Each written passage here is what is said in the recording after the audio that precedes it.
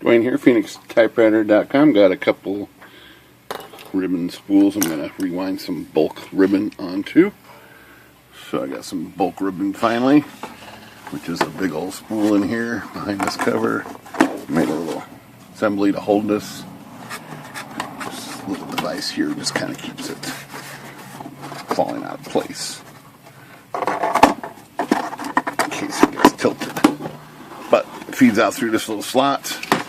You just prop this thing up like this, and over here you get a better camera angle.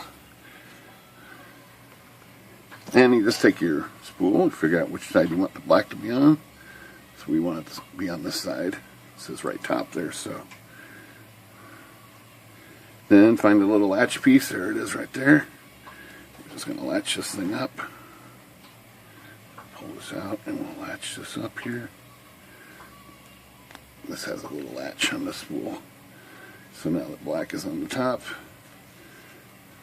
Just spin it like this, so we'll just line this thing up like this.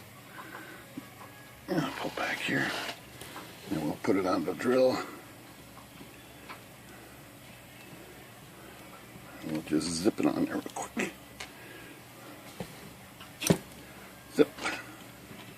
Tighten down a little wing nut. Make sure it's tight like that, and then just kind of line it up with this, and that's all it takes. It should just spin right on there. You get the direction proper on the drill. Oh, it's going the wrong way.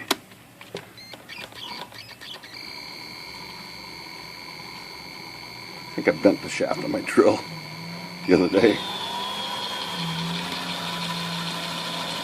Wobbling. Oh well. It fell over. Accidents happen.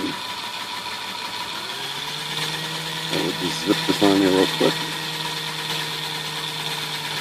It's got a fair amount of tension when it comes out of here. Just about right amount of tension. That's probably enough for this spool. I'll just cut it off. And that's it.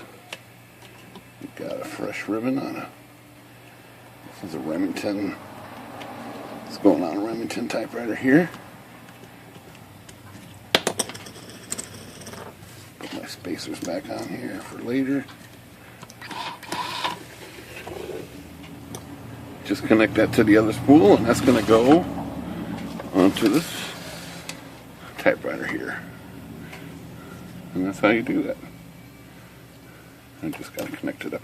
That thing clip in there, and I'll install it. Alright, Phoenix Typewriter.